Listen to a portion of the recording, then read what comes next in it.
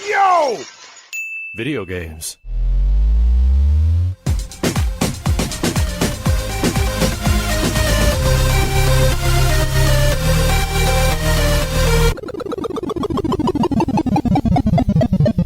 What up, dudes, and welcome back to the YoVideogames podcast. I'm Matt. And I'm Andrew. And once again, thank you to all our generous patrons who kept us going for well over 500 episodes now. Yeah, if you're interested in becoming a patron at any level, please check out patreon.com/YoVideogames podcast. Dude of the week is the Great Mad Scientist.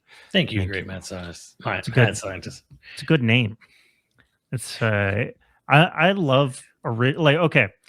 We're getting to the point now where screen names can't be original anymore. It's pretty hard to get like an original, but maybe even 10 years ago you couldn't necessarily get the screen name you wanted. You had to have numbers on the end, but now it feels like it's just getting crazy hard to and so a lot of people are just putting their names.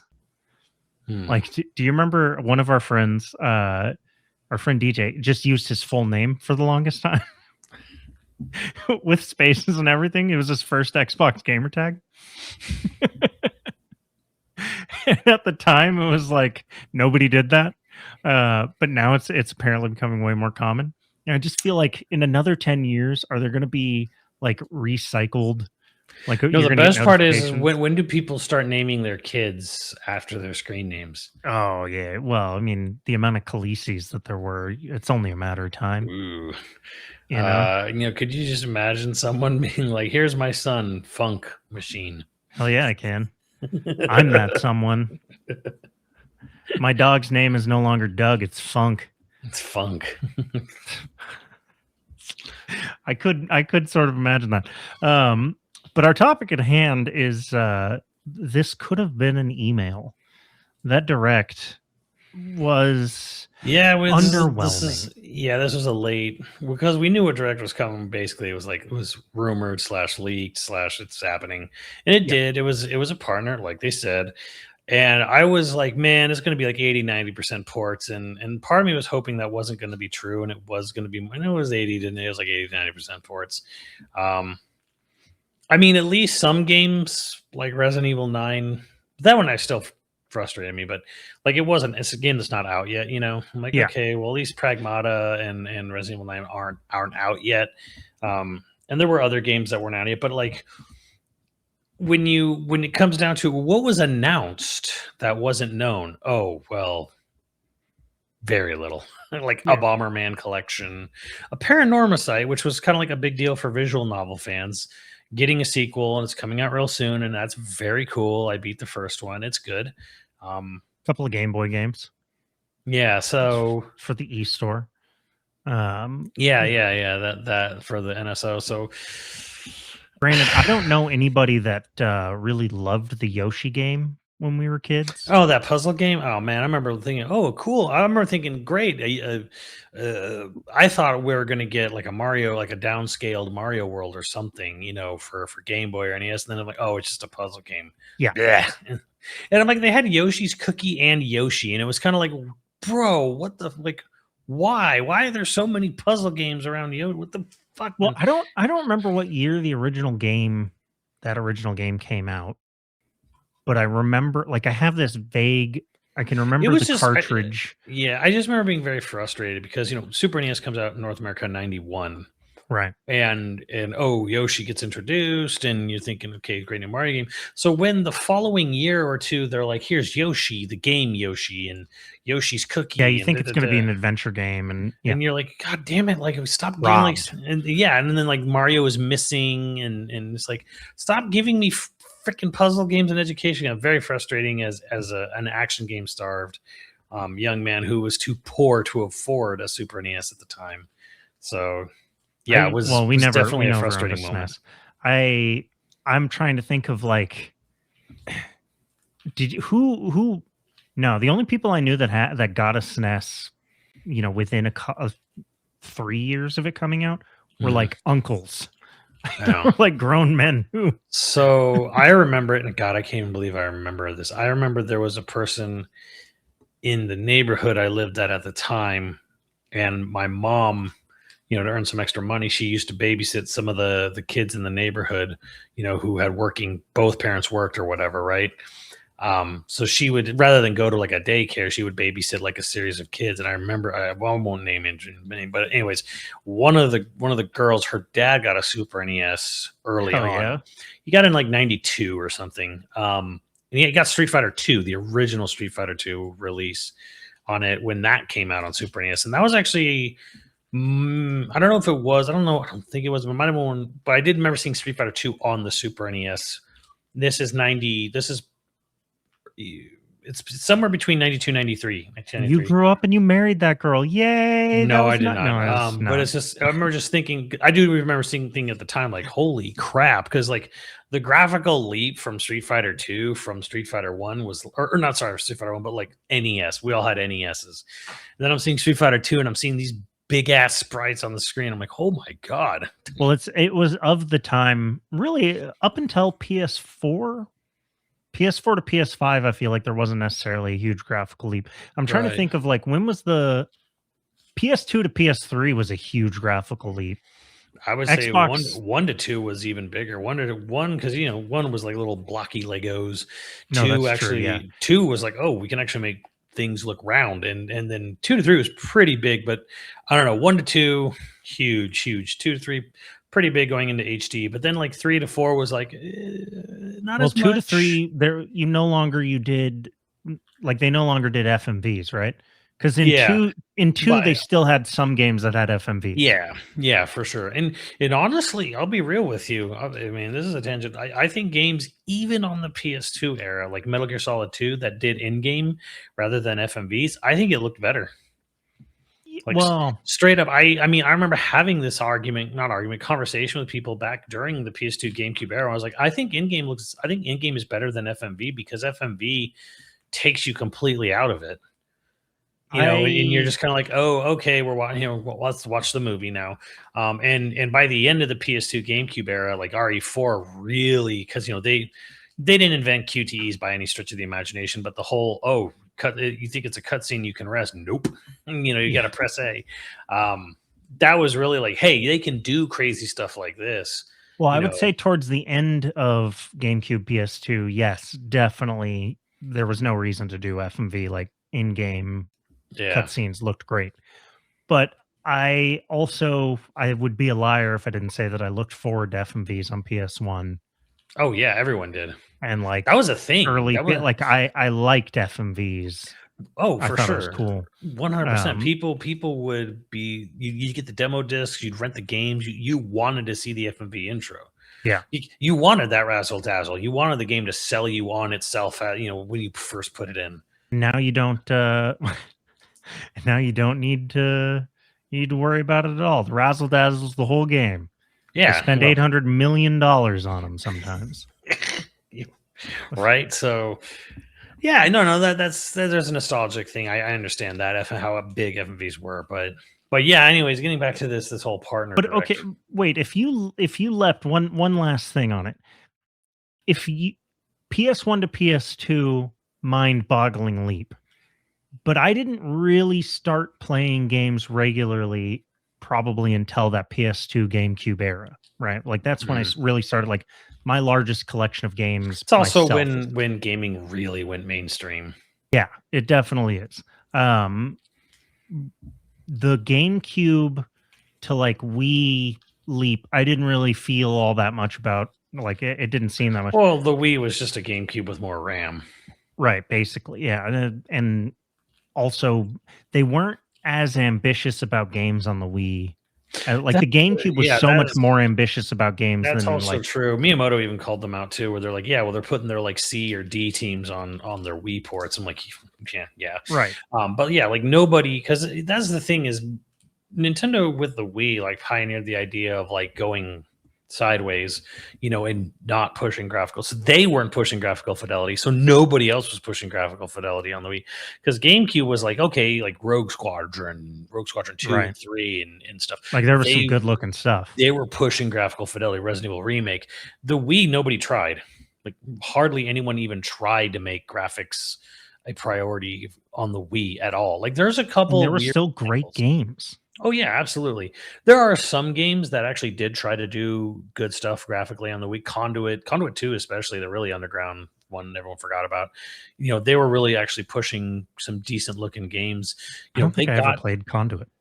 one is okay. It's weird because it was pushed really heavily because High Voltage Software at the time was like, we're gonna make a really good looking game on the Wii. We're gonna show you what the Wii can actually do with our tech. And Conduit One was like, it looked pretty good, but it was a kind of a bog standard first person shooter. Then Conduit 2 came out, but it was so late in the life of the system, nobody cared. And Conduit 2 looked absolutely like you could pass for an early 360 game. 100%. Conduit 2 really was one of the best looking games on the system from a technical perspective, but no one knew about it because it was so late in the console's life. But I mean, shout out to Conduit 2 for, hey man, it was kind of like a glimpse into a window where like, what if people tried on the Wii to like make graphics like a thing? Well, I remember when like they launched the Wii U. You remember that launch video where they showed how pretty the graphics were? It was like a bird. Yeah. And stuff, and it did. It looked fantastic. And then unfortunately, the Wii U just did not do very well. I'm trying to think like in the modern era, PS2 to PS3 is probably like the biggest jump.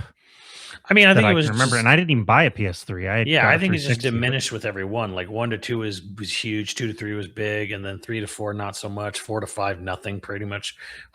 And then nothing. now we're just going to get a PC. But yeah. So the rest of that direct, I guess the moment Todd Howard popped up, I think a lot of people. Yeah, like I think a lot of people groaned. It's funny how there's like there's a couple. I guess they're just clickbaiters, rage baiters, aura farming. People are like, why are people upset about Bethesda showing up? And I've seen this happen from a couple different people. Like they're just trying to get an argument going, and a lot of people are like, dude, what? Like, no, like, frankly, my whole thing is like, let's not revisionist history. Like I thought everyone loved Bethesda. Hell no, not everyone. It's not even Bethesda. It's Todd in particular.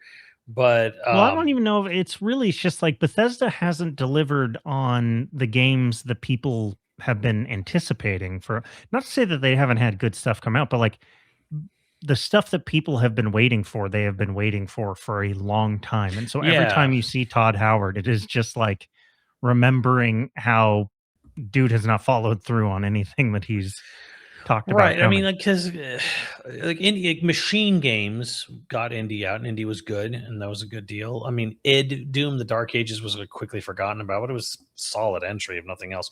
Yeah. They put out Hi-Fi Rush and then immediately fucking got rid of the studio. Yeah.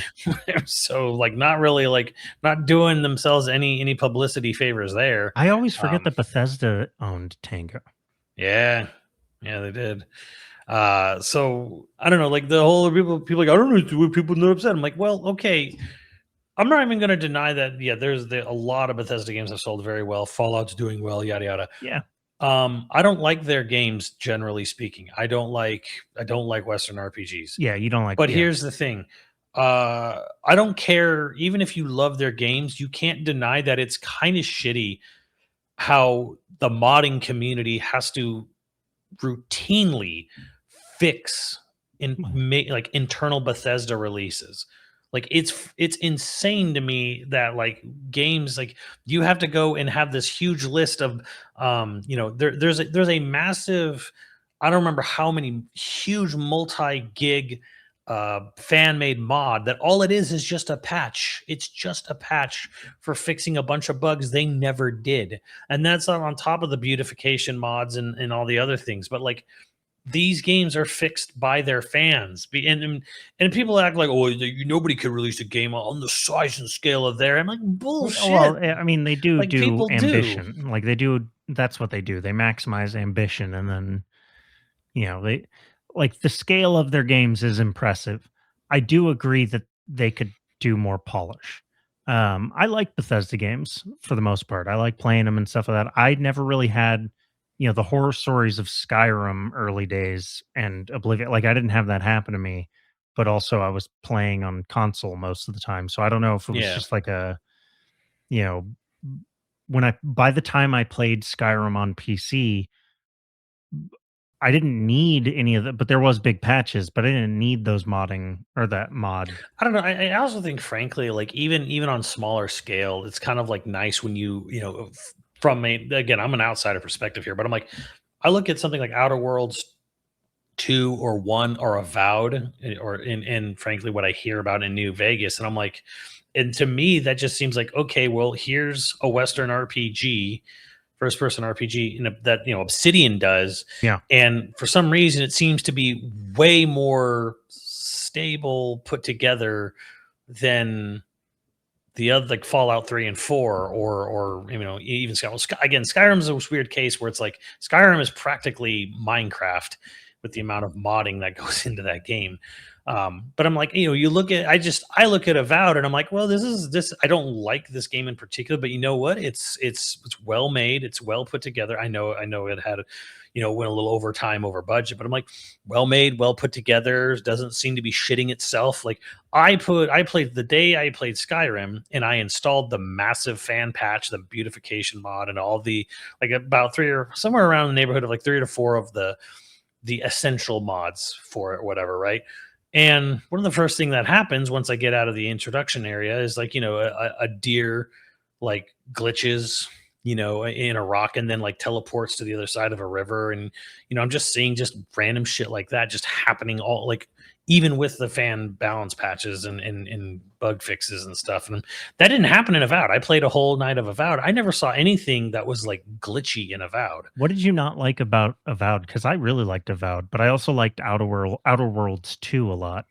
I like Obsidian. So I think just the combat was like, it was fine, but it wasn't anywhere near as good. Like it didn't feel great to fight in that game. It didn't feel Okay. bad. Like it didn't feel busted. It didn't feel terrible. It was just like, it was another one that was like, hey, it's a first person, but it's like melee focused combat, and it never feels great. like no one's been able to nail first person sword swinging. It just doesn't work. Like it wasn't like, oh, it didn't, like, I'm not saying like, oh, the buttons didn't respond, or things didn't you're connect. no, I know what you're talking about, because first person always feels weird for melee generally. Yeah, it was mostly just like, okay, it's melee combat. I don't know. Like, I feel like I probably would have enjoyed this game more in third than first person. But yeah, it was just that, and then nothing was really, because again, it's a Western RPG, so everything is done with very much a D&D campaign style mentality, where it's very free form. It's very open in the sense of where you go in direction, and it's like, we're not they're not trying to guide you down a story. Although Avowed kind of is a little bit. Avowed Actually, is much more than say, most, like Fallout.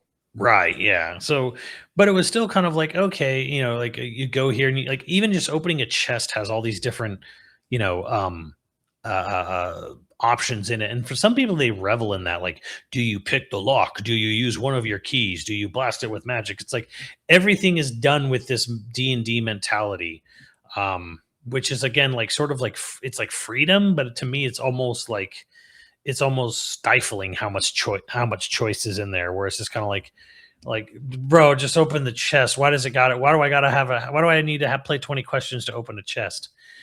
Yeah, I'm torn, because anytime those options are like that, I will play kind of a roguish path where, like, I'm picking locks, I'm sneaking up on people, I'm doing stuff like that. Um, you know, but if they didn't give me the choice and I had to play a specific way, I would probably find the game a lot more relaxing. If that makes sense. Like, you can turn a little bit of your brain off. But so I see the benefits. Like, I like both. I sound non-committal, but, like, I do like both options. I think in a way it's almost like when you have so much variety of choice in every situation you make, it makes getting through the game feel slower than maybe it is, just because it's like, feels like you're constantly having to make major decisions all the time, rather than just like going with it, whatever. It almost feels like the games are longer than they really are. Well, this is how I feel about side quests. Like, too many side quests, having an obscene number of side quests. I'm not a completionist necessarily, but, like, I want to do the side quest before moving on. And so sometimes when it feels like I have to do like 80 side quests just to get to the next main mission, it can start to feel like a slog. And so I'll go to one or both, one or of each extreme. I'll either do none of the side quests and just, get after the main quests, or I'll do all of the side quests. And I realize that like the game's not forcing you to do that. That's just my own crazy. Right. Yeah. But it is something that like I wish Western RPGs curated their side quests a little bit more, because and this is again personal opinion, but it seems like when there's less side quests and they're more curated to be like supplemental to the main story, I enjoy them more than just like having a ton of side quests. It's so rare that I've actually really dived into them. Like Witcher 3 is a standout game of side quests feeling very fleshed out. Yeah. But it mostly just from presentation. Because like they make, they voice everything. They really go the whole 9 yards on making it feel important. They feel like mini campaigns. Right. But it still doesn't, it still has that sort of like getting lost in the weeds kind of thing. I'm trying to think, like the only game I ever did all the side quests. Actually, I don't even know if I did all of them. I think I did most of them. Was Xenoblade 3. And they had an interesting way of tackling side quests, right? So like you're saying, they don't have towns, they have camps because of the story of the game, whatever, right? So say you're in an encampment, right, for one of the armies, one of the sides. As you walk around, you don't click on them, you literally like walk near them and you'll see characters talking, like the dialogue, like comic bubbles come up above their head just by being near them, right? If one of them is yellow, just stand there and eavesdrop on the conversation, right? And after like 2 or 3 lines, a thing will pop up, like a little, you get a little notification. What that means is you don't get involved in that side quest until you go to either a cantina or you go to one of your campgrounds, like, or one of your campfires. And when you're at a campfire, you can do all kinds of, like, you can cook, level up, you can, but there's this thing called conversation. So you go to a table or you go to a campfire and you have these you instigate conversations with your main party. And what you do is you take all these conversations you've heard about, and then you go to a campground and decide, do we want to look into that or not? Okay. Like it's got this sort of like, a lot of times, mini quests will come up because someone will be like, oh, I heard it. Like someone runs out, like, help me, my cat's run away. Can you go find my cat, please? Yeah. And they do this kind of thing like, well, how important is this or whatever? And it's like, it's either really important and it's gone, or that person's going to be looking for their cat for the rest of the game. And you just decide at one point to go look for the cat or whatever. So it's kind of got this weird thing where it's like, you don't start the side quest until you go and literally discuss it with the rest of your party and go, should we look into that? Yeah, we should look into that. And then you activate and you're like, all right, cool, let's go look into that. I think the last game that I played the majority of the side quests, and it was only because I really liked running around the map and I liked exploring it, was Assassin's Creed Odyssey. Oh, I liked Valhalla a lot too. So I did a lot of the side quests in that too because I liked running around the world. But yeah, I put like 100 plus hours into Odyssey just because. Yeah. And none of the side quests were particularly interesting necessarily. It was just that like I was doing them, and I streamed most of that playthrough. But I would do side quests offline so that people didn't have to watch me. I think one thing that helps, I guess, in say Xenoblade's case, was that like when you get side quests, sometimes it feels like everyone in the entire game world is incapable of fucking making their own bed. Right. You need to solve everyone's problem. And then I kind of like the fact where I'm like, oh, no one was actually talking to you. You just kind of overheard something, or maybe you heard something in a conversation. You're like, should I look into that or not? And it's like you're kind of deciding whether or not you think something's important. Right. So I think there's a lot that goes into that, where it's like when designing side quests nowadays, maybe you should really think about how it's presented to you, because this actually making the world incompetent seems weird. I know that this is another tangent. It's a tangent of a tangent, and I'm sorry, but I was thinking about this also as like, what is the game development equivalent of a production designer? Like a production designer is on a film is responsible for like the overall art direction / look and feel of a film, right? So it's like, oh, if you really loved Blade Runner 2049's look and feel and world, you love that art director or that production designer, I think right? it kind of goes between concept artist and map design Well, or like who, level but or who's the guy? Because like the entire art department, if I'm remembering correctly, I've never worked in the art department, but the entire art department reports to the production. Like the production designer is kind of like the main. Who's the main person? Like, is there a lead concept artist that is the overall yeah, concept artist that I mean, decides on? it depends on the game, but yeah, usually there's an art director. I guess they And just call him an art director would sometimes be the term. But yeah, you definitely, because you'll have concept artists, and then you have like level designers, and then there's someone who's kind of like, okay, my job is to decide on the look and then make sure that the 3D in-game look is matching or close or getting close to whatever the concept art is supposed to be. Um, there's like a narrative designer that's yeah, like. depending on the game, yeah, there is a So the narrative narrative design. designer would be the production designer of side quests and like overall Yeah, narrative. they actually have. Yeah, I've read about this with some breakdowns on some teams where it's like, someone who's in charge of just like the director of side quests. Wild. Yeah, depending, where it's like my job is to basically manage the side quests and then manage them with the main director and make sure nothing gets like way off script, and make sure it flows narratively with the rest of the game.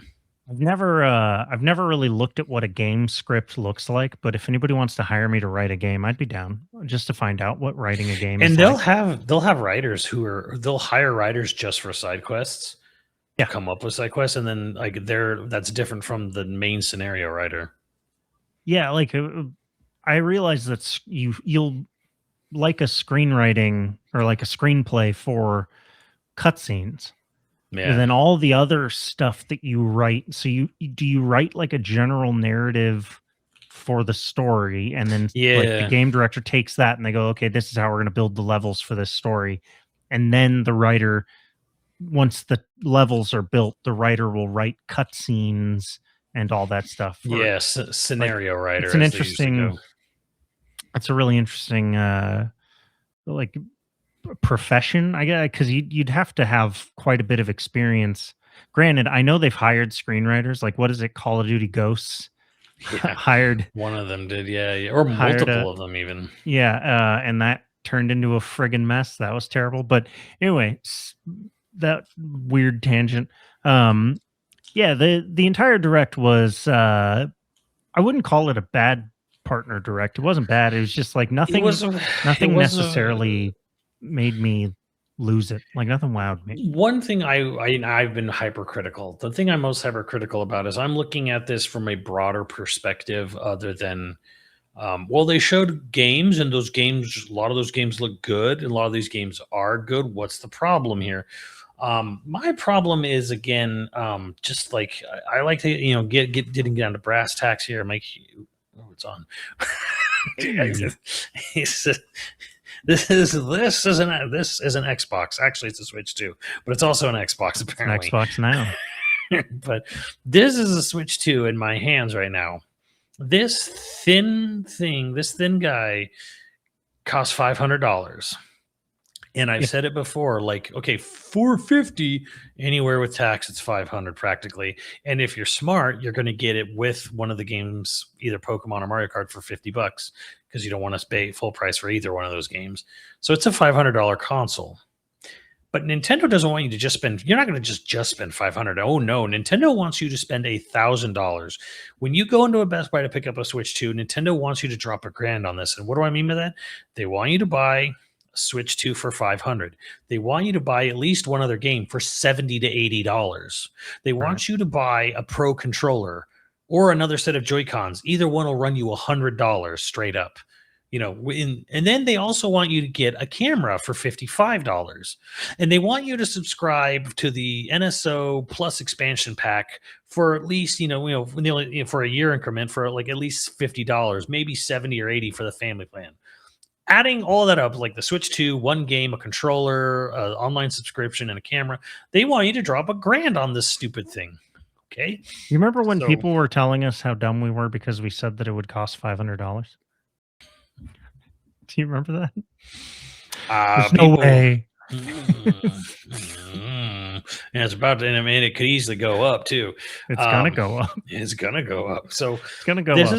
is a $500 machine, and I think from a broader perspective, the problem with this partner direct is the Nintendo pretends like people only go on the Nintendo Today app, or they only ever watch the Nintendo. They have no knowledge of the rest of the entire gaming world. But if you're up at 6 a.m. watching a Nintendo Partner Direct, you're terminally online. You just are. If like you even know what it is. So the broader problem here is that it's a $500,000 machine, and you're showing us versions of games that we knowingly know are going to run probably the worst on it. Like, don't get me wrong, it's incredible. RE9 and Pragmata are running at 60 frames on a Switch 2. That's incredible.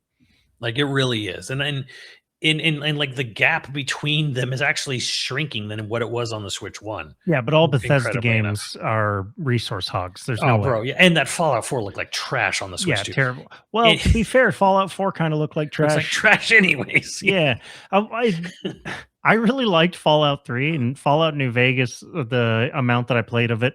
Fallout New Vegas is probably the best Fallout, but in terms of narrative and stuff. But like, man, they aren't pretty games. Yeah. So it's a $500 machine. Here's a bunch of games that you could buy right now and will run better on any other system that they're on. That's the problem. Is like, oh, Indiana Jones is coming to the Switch 2. Great. I can play Indiana Jones right now. Yeah. And it'll run better on anything else that's available on right now, and I don't have to wait for it. So the majority of Switch owners probably only own a Switch. Probably. I don't know how much there's 90, it was like 92 million PS5s have been sold now. That just came out. Like 90 some million PS5s are out there. Yeah, but people don't play games on PS5. They watch TV on PS5. You know what, frankly, though? They don't even really play games on this because, like, the gap between Mario Kart World sales and Donkey Kong sales is kind of huge. Really? Yeah, like, it's kind of scary because, like, Mario Kart World has sold, like, 12 million or more than 12 million. And there's 7. So we have the numbers through Christmas. Through Christmas, Switch 2 has sold 17 million systems, right? And Mario Kart World, I think, was at 12. Hold on, I'll just pull it right up for you right here. 12 million out of 17 million units is pretty good. Well, remember, this is because it's bundled. It's bundled with the system. Is bundled. Yeah, 14. Okay, 14 million of the 17. Of the 17 million Switch 2s, 14 million have Mario Kart. Well, and the thing was, I saw this after Christmas in January at a Target. There were still stacks of Mario Kart World bundles, even though they stopped manufacturing them. So through the holidays, people were able to find Mario Kart bundles if they wanted it. So it's kind of a bullshit number, anyways, to say that. But anyways, Donkey Kong Bonanza. Not bundled with the system, not bundled in any bundle with the system, right? And Donkey Kong Bonanza sold $4.25. That's still pretty good, but also Donkey Kong's not necessarily super popular.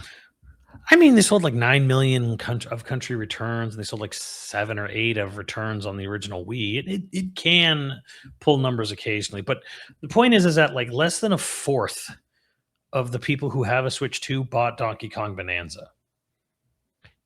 So whenever it's kind of like, what the hell are you buying on this? What are people buying? And I'm sitting here thinking, I don't think they're buying anything.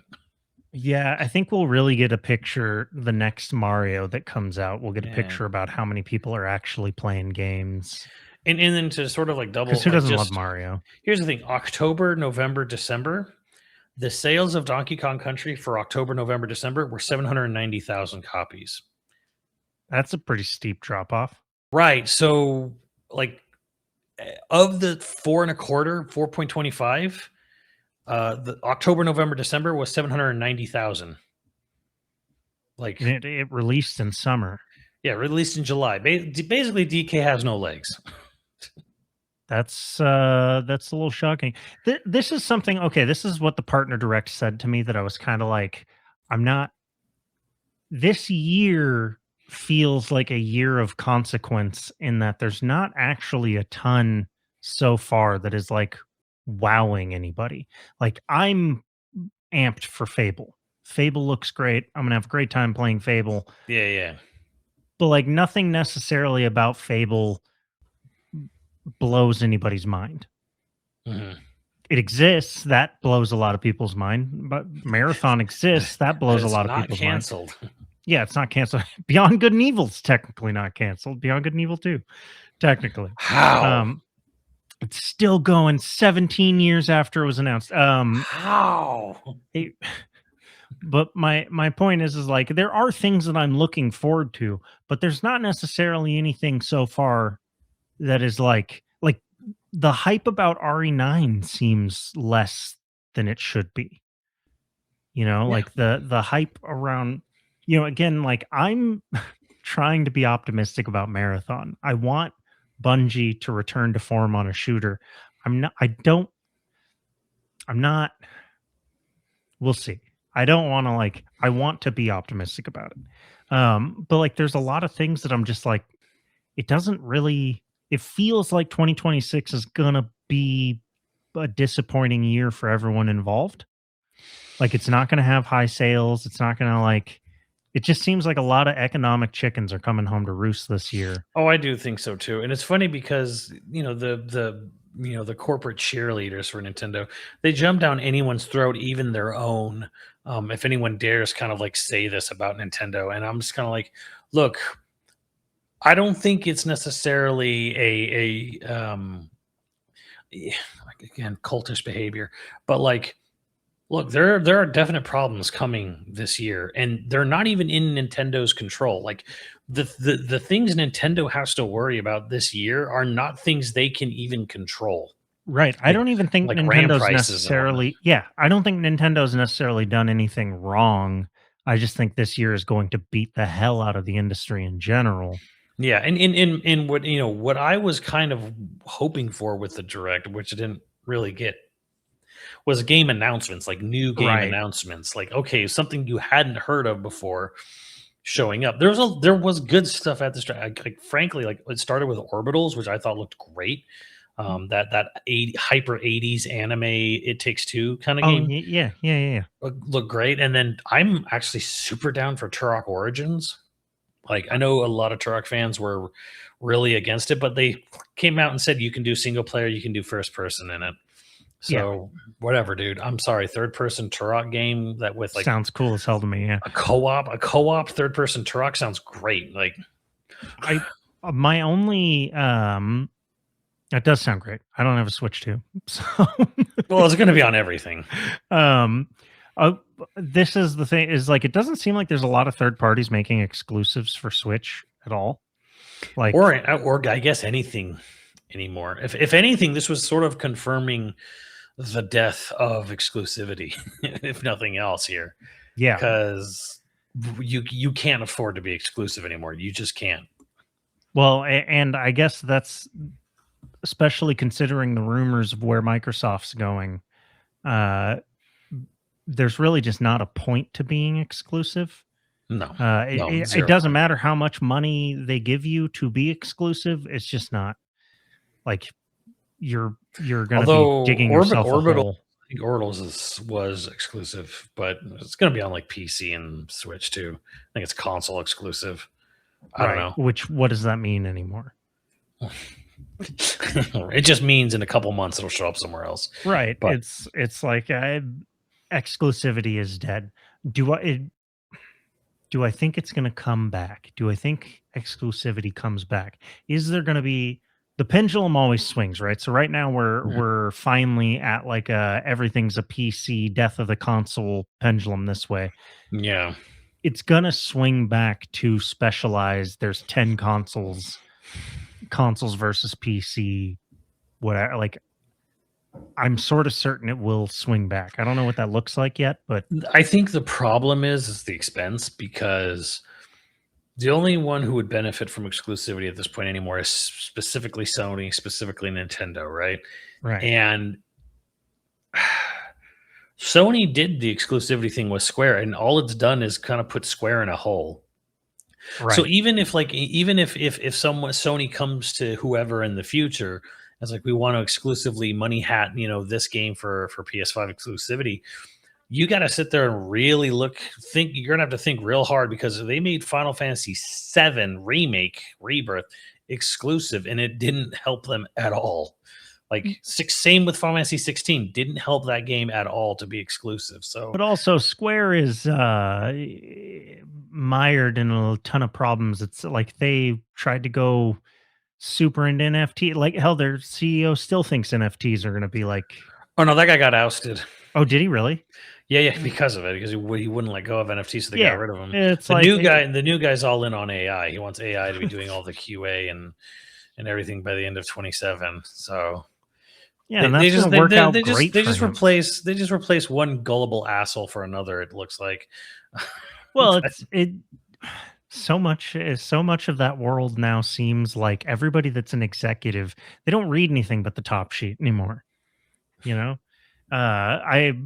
Again, this is kind of a tangent, but like somebody was talking about how like Elon Musk was like, oh, we're going to build a factory on the moon and mine its resources, and all the pollution and all that stuff, it'll be like that'll be out in space, and so it won't affect us here. And it'll be the way we can like become, I forget the term, but it's basically the next level on the civilization chain, and blah blah. And like, this guy's like, fascinating. Elon Musk is on a different level. I was like, yeah. And if you turn to page 2 and start reading about like how that's going to work, you realize we are decades at a minimum, even centuries away from this being even moderately feasible. Right. But nobody reads page 2 anymore. Nobody, and I'm not even saying that like people should. You should, because is it Kuleshov? No.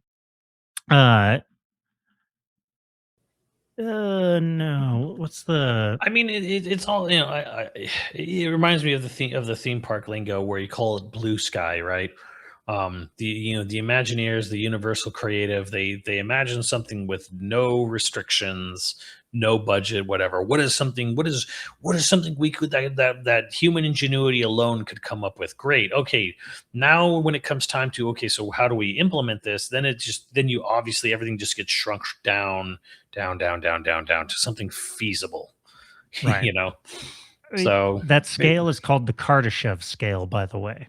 It was a big Soviet astronomer. The Kardashev scale is your how much energy you can utilize. Like a planet being able to utilize all of the energy that its planet can produce makes you a type 1 civilization. Then solar system. Yeah. Oh, I know what you're talking about. Yeah, because there's 4 levels to this. Yeah, there's it's a huge thing. Like, it goes all the way up to galaxy. Yeah, galaxy level. Like, and then like Star Wars, if you had something that could navigate a galaxy with a fleet, like beyond, This is huge. This was a huge inspiration for every sci-fi nerd in the 70s, 80s, still to this day. Which is a big thing for Musk as inspiration. He uses that as inspiration for all of his obsessions and ideas, right? But again, like, the more you dig into it, like, we are a long way from being a type 1 civilization. Coruscant is a fucking type 1 civilization. That's what that looks like, using the absolute maximum of all of your energy. Well, it's kind of like, and I've seen this come up again recently, where if you dedicated a certain specific amount of land, you could run the whole country on solar. If you used this percentage of land that we actually use for corn. Now, granted, it's going to take up hundreds and not thousands of square miles, maybe not thousands, but like a whole, whole lot of land. Basically, like, imagine, if you will, the panhandle of Texas and Oklahoma combined, turn all of that into one massive solar farm, right? And you could power, and you could theoretically power North America. And we'd still be dumb, because you could put less resources into nuclear power and it would be overall better. Well, it's more just the More point of like consistent. you could do this. Like it is feasible to have a energy source that is free. Like we could, as human beings, it is not impossible to power the electricity of this planet using just the sun. If you were to, you know, what is it like, commandeer whatever eminent domain, all that land, Well, yeah, right? but how would you get the power to say like Vermont? Right, and that's where it starts to become like, okay, well, there's limits Transportation of to power across a, to transporting it. So, because like if you were like, okay, if you just look at the raw number, how much wattage is used around the globe every day? Could we get all that raw wattage to power the globe? And it's like, sure, if you took up this much of the Sahara Desert, but here's the problem: how do you get it to the end? How do you get it to every corner of the right, earth? because Oh well, the dissipation and drop off rate. exactly. Yeah. So you have to have like pockets. Obviously, you're gonna have to have solar farms and like really. But then you get to spots like New England. There's nowhere that. Yeah, you're dicked. No, It's like when you see people in Vermont with solar panels on their house, you're like, oh, okay. the Pacific Northwest. It's like, What hey, are you you want doing? to? How are we gonna get solar in the Pacific? You're not. Seattle's fucked. The last thing that I want to talk about in the episode is the rumors of the Xbox, because Yeah, this came up like a day or two ago, and it kind of didn't seem to get as much traction as I thought. Maybe just because people just checked out of Xbox.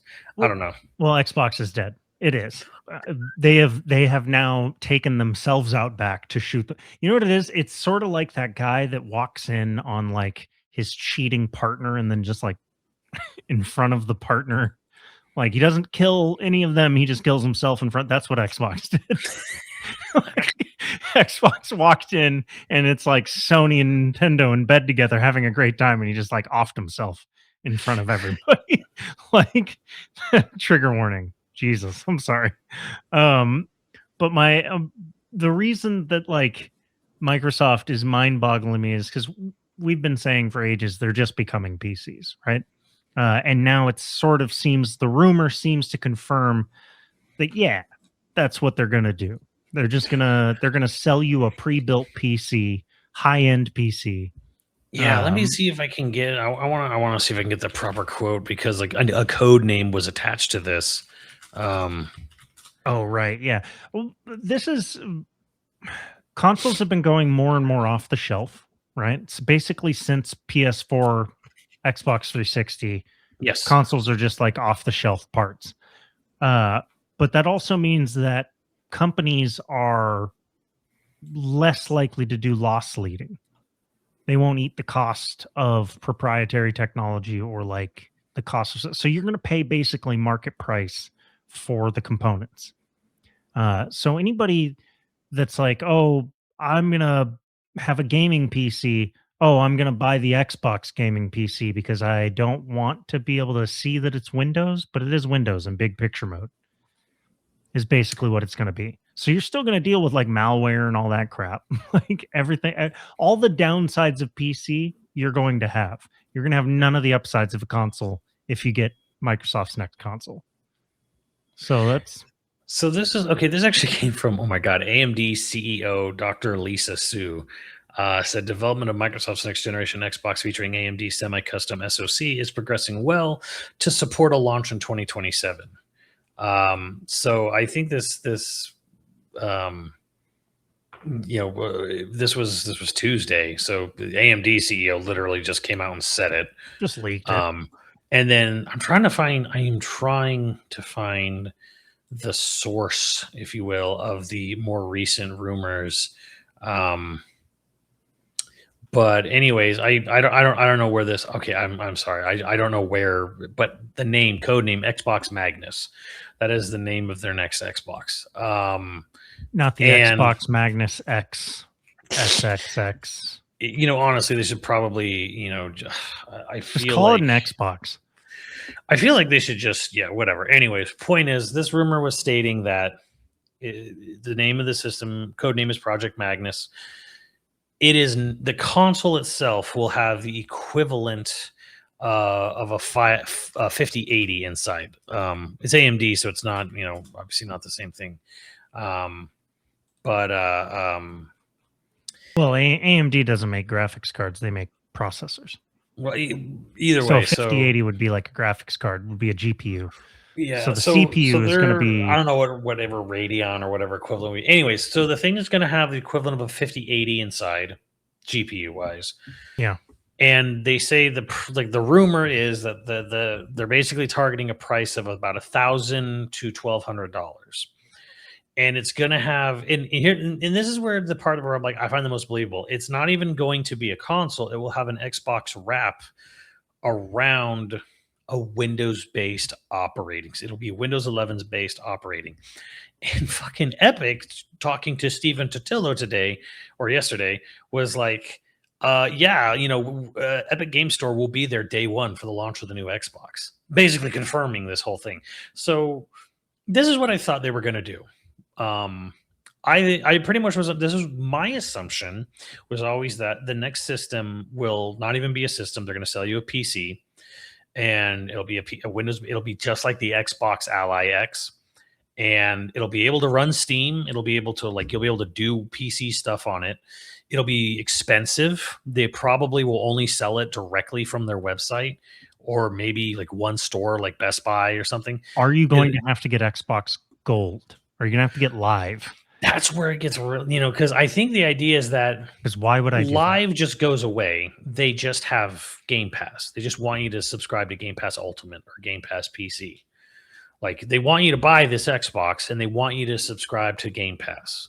They're not concerned about charging Xbox Live. Xbox Live doesn't really exist anymore. It's just it's just Game Pass. Just subscribe to Game Pass, please. So this is what I thought. I always assumed Microsoft would they're just going to sell you kind of like a mid to high range PC box, and apparently that's happening. And I said eons ago, I was like, the only way forward for Microsoft to make a dent was to allow Steam onto the Xbox, and that's basically what they're doing. So, the Xbox is dead. They just supposedly, even though AMD literally this week said they were on track to launch in 27, there's a skepticism that'll happen because of the RAM price hike, which same problem Valve's running into. I believe that, that makes total sense, because apparently Sony was supposed to launch the PS6 in late 27, and that's apparently the rumor is that's definitely off the table now. That is definitely not happening. It's going to be a couple more years for PS6. Yeah. Smart. But I don't know why. I mean, to me, it's what if Microsoft just charges ahead anyways and just says, fuck it. Xbox Magnus, we'll call it the Magnus. Let's just launch Magnus late next year. And I think it doesn't really change anything, because they're not making a console. They're selling you a PC, and it's going to have a fucking big picture mode for Xbox, and they're going to want you to subscribe to Game Pass on it, and that's it. People will boot up their Steam library on it. They're not going to boot up their Epic Game Store. Sorry, Epic. Yeah, because it sucks. but they're going to go into Windows mode. They're going to download Steam, and they're going to just run. And the thing is, a 5080 equivalent graphics card in there, that's going to run everything. Yeah. Even next year, by the end of next year, that will run almost virtually every game on Steam.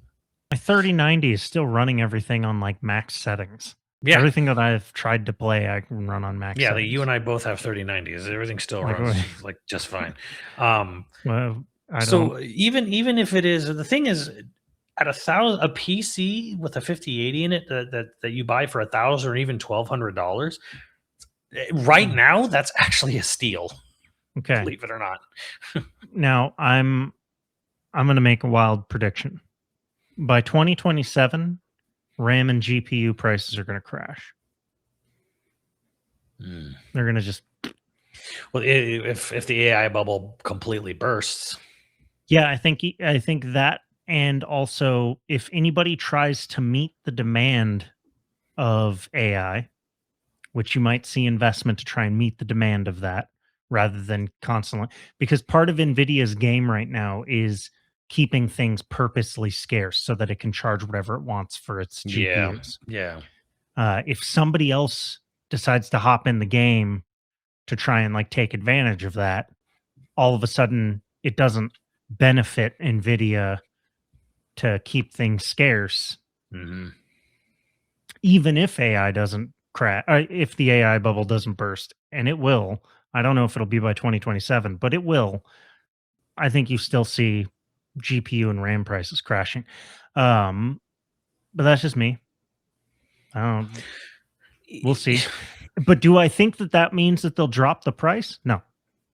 Oh no. I mean, the thing is Microsoft would be kind of losing money at even like $1,000, $1,200 for a theoretical PC in a box for the Xbox Magnus.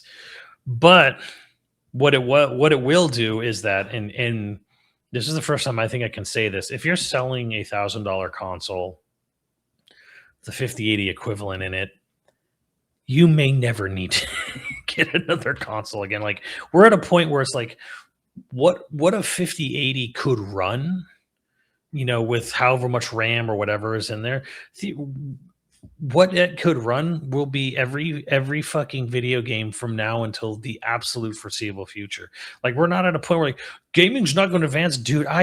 Gaming can't afford to advance. Yeah, they literally can't put any more money into it right now. This is no longer a question of like, oh, can we make games look better? Yes, we can make games look better. Yes, we can make games run smoother. Yes, technology could improve. It absolutely could improve, but it's probably not going to, because no one can fucking afford it. Yeah, at least for a while. We'll see what happens there, but I do think we're at a plateau. Yeah, I mean, even so, like, the amount of time and effort and manpower needed to build GTA 6, which is honestly, this thing will probably, you could even imagine Microsoft bundling it with their new system, right? Like, just in 2027, right? Imagine if they're like, here's the Xbox Magnus, it's going to come with GTA 6 pre-installed, and it's going to run it on max settings, and it's going to run it at max settings. It's going to run at 60 frames, right? That could actually be a really good marketing campaign. Right. It's like, just our console can run it at max settings. You just buy this console and you're just going to have the best version of GTA 6 running right out of the box. Like, you don't have to do anything. That's like Steve's dream, just buy it, plug it in, and play. And it kind of makes sense in a way. And just getting back to my point though, I'm like, what the fuck more do you expect from any video game company beyond what GTA 6 is already shown it's doing with graphics, with interactivity? With you can't afford this, and it would take you longer than Beyond Good and Evil 2 to get done. Like, it's just not happening. Games have hit as far as they can rationally go from a price and manpower, hours standpoint, labor versus cost standpoint. That's just Beyond Good and Evil 2 is going to be so good, so beautiful, so realistic, okay, that it is going to justify 17 years of development and $6 billion. I don't know how that. There is something weird. I mean, no, there's no. It's a money laundering scheme. They're not actually developing anything. It has to be. I mean, like, we knew Skull and Bones was because of was literally because of they were going to get sued by I think the Singapore government if they didn't release that game. Like, they were like legally obligated to finish Skull and Bones. Well, this Beyond one is Good like, and Evil 2 is the last thing anybody expects of Ubisoft. It's the last thing anybody has hype for. Nobody has hype for this game anymore. Like, I don't think anyone cares. What are you talking about? Me and like 6 dozen people really care about this game. Oh, I don't know. Especially if it's like, if you're going off of what they said the game was going to be, like this, it's very much a No Man's Sky custom character creator, sort of like just open-ended, plotless driven. I'm like, what the fuck? No one asked for this out of Beyond Good and Evil. It honestly is. I don't know why they're even saying that it is Beyond Good and Evil, because everything I've heard about it has nothing to do with the first game. It not thematically, not story-wise, not gameplay-wise, like nothing about it. It just has the same title. Right. It's so bizarre. But me and the 4 people who liked my tweet about being excited about it eagerly awaiting this game, okay? It's just, I mean, look, I want to be excited for Beyond Good and Evil 2, but like everything they said about it when they reintroduced it was like, what the fuck is this? Yeah, and then at this amount of time, I'm like, okay. And they canceled Sands of Time remake after restarting it with a different studio, and I'm just kind of like, Oh man, this company's cooked. Yeah, I don't know. Ubisoft is well, yeah, I don't know. We'll see if they're long for this world. Even with the tricks that they're pulling now, I'm not sure that they're gonna.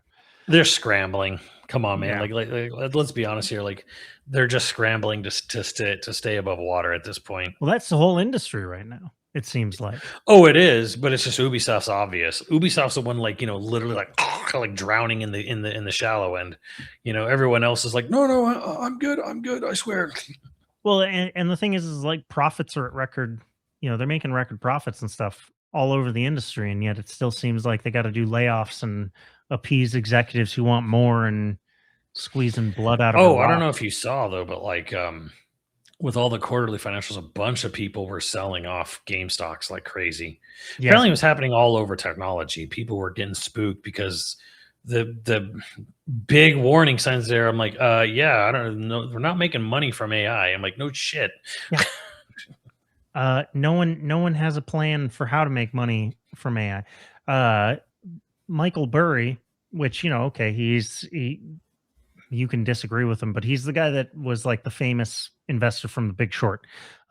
Michael Burry months ago was talking about Palantir and the different AI stocks and stuff going off a cliff soon. And then of course the big sell-off happened. But at the time, everybody was like, "You're nuts, man. You don't even know what you're talking about." And it's like, okay, you don't have to agree with the guy, but like, you're gonna say that guy? That's the guy you want to be like, doesn't know what he's talking about? Okay. Just seems like, at least take the warning a little, read some shit if he's saying that it's going that way. But on that note, we have producers, patrons to thank. If you're interested in becoming a patron at any level, please check out patreon.com/YoVideogames podcast. Dude of the week was the Great Mad Scientist. Thank you, the Great Mad Scientist. And our producers for this episode are Dragon Wolf Makoto, Dongelmeister, Zybernite, Tech Turtle, Screwdami, LCL Mayhem, and Ziggy Z. Thank you, dudes. We'll catch you next time. Later, dudes.